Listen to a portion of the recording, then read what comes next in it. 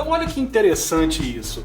Essas obras, né, quadrinhos, filmes, séries, eles são, na verdade, um reflexo social. Ou pelo menos eles atuam como sensores da sociedade. A forma que a gente pensa, o nosso comportamento, o contexto que a gente está inserido naquele determinado momento ou época. Então vamos analisar só um pouquinho em relação a contexto histórico. Gente, isso vem desde a Segunda Guerra Mundial. Por exemplo, naquele período, a gente tinha um conflito a nível mundial e isso impactou profundamente a nossa percepção, né, e a nossa visão sobre o mundo. E nós somos condicionados a acreditar fortemente em instituições, em governos, em patriotismo. Então, a própria propaganda do governo naquele contexto, naquela época, reforçava muito isso. E isso se refletiu também nessas obras. Então, ali você tem um surgimento, né, de heróis que são símbolos da pátria, símbolos da força do Estado, do governo, né? Ali nasce o Superman, que explodiu em popularidade nos anos 40,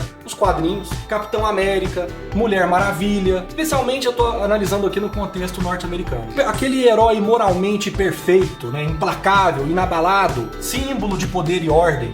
Então na Segunda Guerra Mundial a gente tem essa visão de mundo, né? Construída e moldada, e essas obras representam isso diretamente.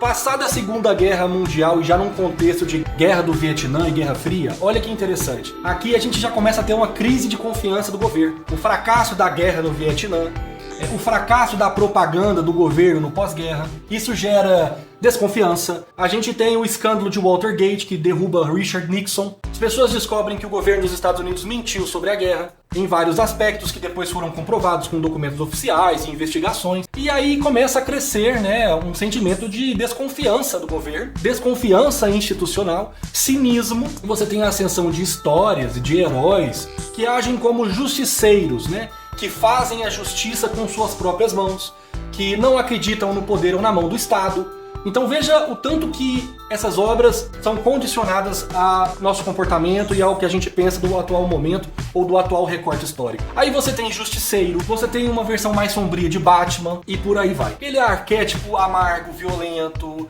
que não age conforme a lei. Na sequência a gente entra, né, no contexto direto da Guerra Fria, já na escalada da Guerra Fria, e aí a gente é bombardeado com sentimentos diferentes. E o mundo começa a achar que pode acabar a qualquer momento. Então a gente começa a ter medo, não do inimigo em si, mas do próprio poder e dos efeitos ou das consequências do poder e do conflito entre, né, as potências. E é aí que nasce Watchmen. Watchmen é o retrato perfeito do medo do fim do mundo, né? Do relógio da meia-noite, do apocalipse, do fim do mundo pela guerra nuclear. E você tem figuras muito representativas, né, como o Dr. Manhattan, que é um personagem diretamente ligado ao fim do mundo, né? É uma criatura poderosa, uma entidade quase que divina. A gente começa a ter muito medo do fim do mundo nesse contexto de Guerra Fria. E de personagens também traumatizados com a guerra, quebrados, né? Você já começa a ter ali uma desconstrução do arquétipo heróico, né, em maior escala. Em vez de um herói que resolve problemas, é um herói totalmente problemático, né? Ele até pode tentar resolver problemas ali no processo, mas ele mesmo não resolve o conflito e o problema dentro de si mesmo. Aí a gente tem o ataque terrorista de 11 de setembro, que também foi um evento que impactou profundamente a comunidade global e também impactou essas obras de super-heróis, né? E aqui a gente já entra, né, nesse formato de filmes, no modelo mais atual que a gente conhece, de séries. São heróis que representam mais o medo do terrorismo, a vigilância, o inimigo que pode estar a qualquer lugar, um inimigo invisível, né, que age nas sombras. E a gente resgata, em algum grau, a ideia do Estado forte que deve também responder contra essas ameaças. E aí a gente tem obras representativas, né? Batman Begins, Jason Bourne, Homem de Ferro. São heróis que entendem essa dinâmica e conseguem combater esses inimigos que estão espalhados, misturados, né, e agem nos bastidores ou nas sombras. E agora nós entramos na era, oficialmente, do herói quebrado. O que isso significa? Significa que a gente tem hoje uma completa crise de confiança em todos os aspectos em relação a todo o nível de informação que chega pra gente, em relação a governo, em relação à sociedade. Ninguém mais acredita em ninguém. E por que isso?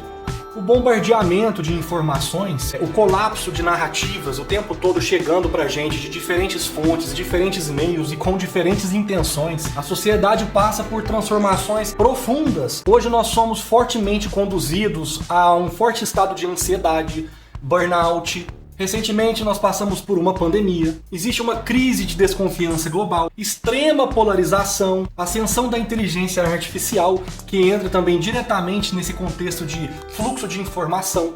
E as pessoas, por mais que não falem e não externalizem, se sentem, de modo geral, extremamente inseguras, perdidas, sentem um vazio existencial. E a gente já não gosta e já não se conecta emocionalmente com um arquétipo heróico forte, perfeito, que salva. Então esse arquétipo ele já não está mais no contexto atual, no contexto que a gente vive. Então a gente quer justamente figuras quebradas, inseguras, que precisam lidar com seus conflitos, com seus problemas internamente e no mundo externo. Figuras também polêmicas, que também são moralmente questionáveis. E alguns exemplos são a nova série The Boys, que fez muito sucesso, a série do Invincible, e muito recentemente um jogo que fez muito sucesso chamado Dispatch, no qual você comanda um grupo de super-heróis ex-vilões que são totalmente problemáticos e cheios de conflitos, né? E você precisa manejar a situação. E o Robert, que é protagonista, ele também tem muitos medos, inseguranças, problemas. Talvez ele seja o mais problemático de todos. E foi um jogo que fez muito sucesso, né? Recentemente, fora desse contexto de filmes e séries, eu tô falando, né?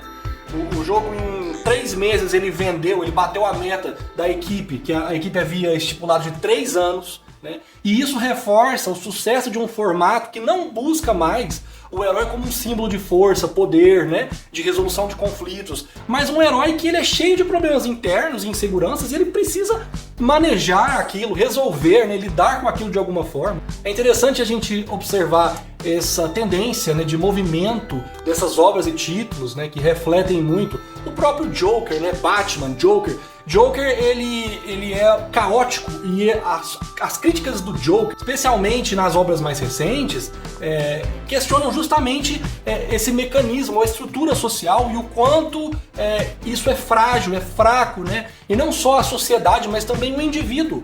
Então o Joker ou o Coringa, ele faz críticas direcionadas e cirúrgicas a isso, e é uma boa representação do que a gente vive hoje. E por mais que a gente tente parecer em rede social ou para outras pessoas que isso não nos afeta, nós somos profundamente influenciados e afetados por essa insegurança, esse medo, né?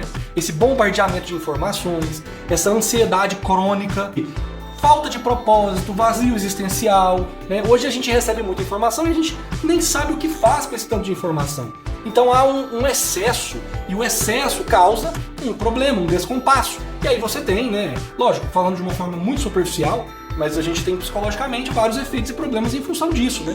Que é um dos elementos que favorecem o adoecimento em massa da sociedade, em termos psicológicos. Cada contexto, né, reflete um recorte social e essas obras se adaptam ou performam com base nesses recortes da sociedade, né? E elas precisam se adaptar porque senão a história não se conecta com o público e a história é um fracasso, né? Um fracasso de venda, um fracasso de ibope, um fracasso de performance da própria obra. Então é isso, me acompanha no canal se você gosta desse tipo de análise, comparação, né?